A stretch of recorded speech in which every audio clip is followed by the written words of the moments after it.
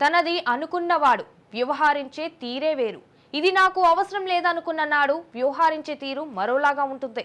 ఇప్పుడు అక్కడ జరుగుతుంది కూడా అదే. 2 దశాబ్దాలుగా ఏలుకున్న తన సామ్రాజ్యంలోకి వేరొకరు రాకూడదని, పెత్తనం చేయకూడదని పట్టుబడుతున్నారంట ఆ నేత. అలాగని పార్టీని గట్టెక్కిస్తారా అంటే అది లేదు.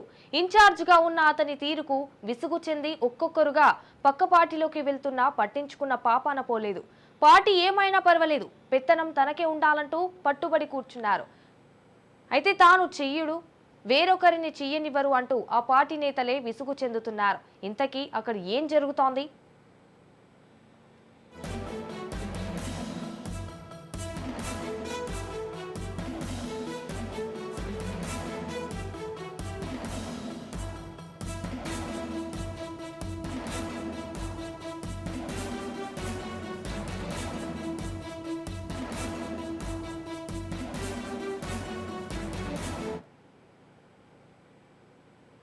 ఇక కడప జిల్లా బద్వేల్ ఎస్సీ రిజర్వ్డ్ నియోజకవర్గం 2004లో గోవిందారెడ్డి మొదటిసారి కాంగ్రెస్ పార్టీ తరపున ఎమ్మెల్యేగా నిలిచారు. అయితే 2009లో ఈ నియోజకవర్గం రిజర్వ్డ్ అయింది. అప్పటి నుంచి గోవిందారెడ్డి పార్టీ ఇన్ఛార్జిగా ఉంటూ వస్తున్నారు. తరువాత ఇక్కడ వైసీపీ పాగా వేసింది. గోవిందారెడ్డి నాయకత్వం వహిస్తున్నారు. ఎమ్మెల్యే అభ్యర్థులు మారారు తప్ప ఇన్ఛార్జి మాత్రం మారలేదు. ఇన్ఛార్జిగా ఉన్న గోవిందారెడ్డి తీరు మారలేదు. జగన్ సొంత జిల్లా కావడంతో పాటు టీడీపీకి ఇక్కడ అంతా పట్టు లేకపోవడంతో గడిచిన 2 ఎన్నికల్లో వైసీపీనే గెలిచింది. గడిచిన 5 ఏళ్లలో అధికార పార్టీ నాయకుడిగా, ఎమ్మెల్సీగా, బద్వేల్ నియోజకవర్గ ఇన్ఛార్జిగా ఉన్న గోవిందారెడ్డి ప్రజలకు కానీ, పార్టీ నాయకులకు కానీ చేసింది ఏమీ లేదని ఆ పార్టీ నాయకులే చెవులు కోరుకుంటున్నారు.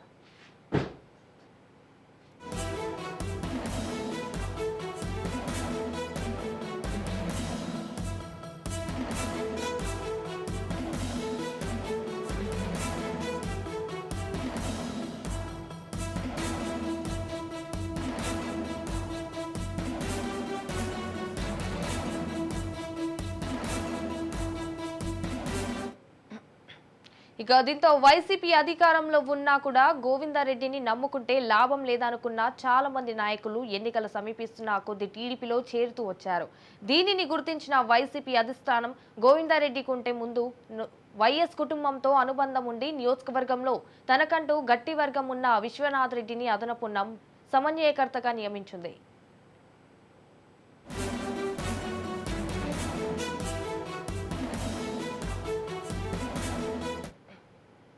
విశ్వనాథరెడ్డికి అడిషనల్ ఇన్ఛార్జ్ ఇవ్వడాన్ని జీర్ణించుకోలేని గోవిందారెడ్డి ఆయనను అడుగడుగునా తొక్కేయాలని ప్రయత్నిస్తున్నారు. పార్టీ పదవి ఇచ్చినప్పటి నుంచి విశ్వనాథరెడ్డి నియోజకవర్గంలోని వైసీపీ నాయకులకు, క్యాడర్కు ధైర్యం చెబుతూ అందరినీ ఏకం చేసే ప్రయత్నం చేస్తున్నారు.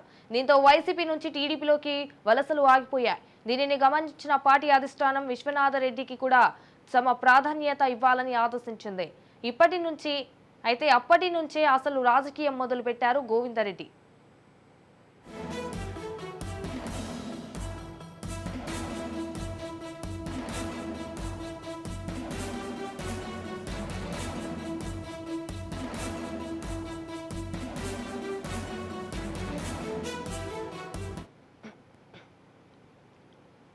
అయితే కొన్ని చోట్ల సొంత పార్టీ నాయకులకు చెక్ పెట్టడానికి టీడీపీలో ఉండే అసంతృప్త నాయకులను వైసీపీలోకి తీసుకువచ్చే ప్రయత్నాలు చేస్తున్నారు. దీంతో బద్వేల్ వైసీపీ నిట్ట నిలువుగా చీలిపోయింది. దానికి ప్రత్యక్ష ఉదాహరణ నామినేషన్ల ఘట్టమే. నామినేషన్ వేయడానికి ఎమ్మెల్యే అభ్యర్థి డాక్టర్ సుధాతో పాటు ఎంపీ అవినాష్ రెడ్డి, గోవిందారెడ్డి, విశ్వనాథరెడ్డితో పాటు మిగిలిన నాయకులు ర్యాలీగా వచ్చారు. ర్యాలీ ఆగిపోయగానే గోవిందారెడ్డి వెహికల్ దిగి అలిగి వెళ్లిపోయారు. అయితే అవినాష్ రెడ్డి కలగా చేసుకొని సర్ది చెప్పిన తర్వాత అప్పుడు గోవిందారెడ్డి ఆర్ఓ కార్యాలయానికి వచ్చారు. ఆ రోజే సగం మంది నాయకులు గోవిందారెడ్డి తీరును అసహించుకున్నారు.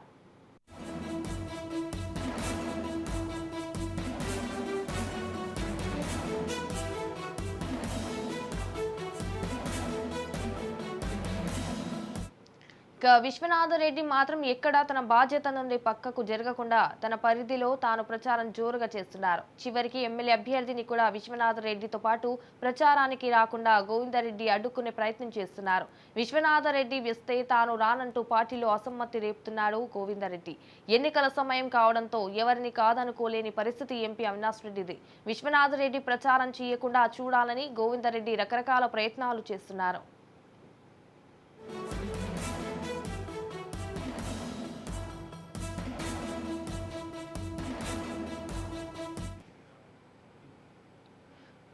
ఇక విశ్వనాథరెడ్డిని పూర్తిగా పక్కన పెట్టాలంటూ పార్టీ పెద్దలపై గోవిందరెడ్డి ఒత్తిడి తెస్తున్నారు. కానీ ఈ దశలో విశ్వనాథరెడ్డి లేకపోతే బద్వేల్లో వైసీపీ గెలవడం చాలా కష్టం.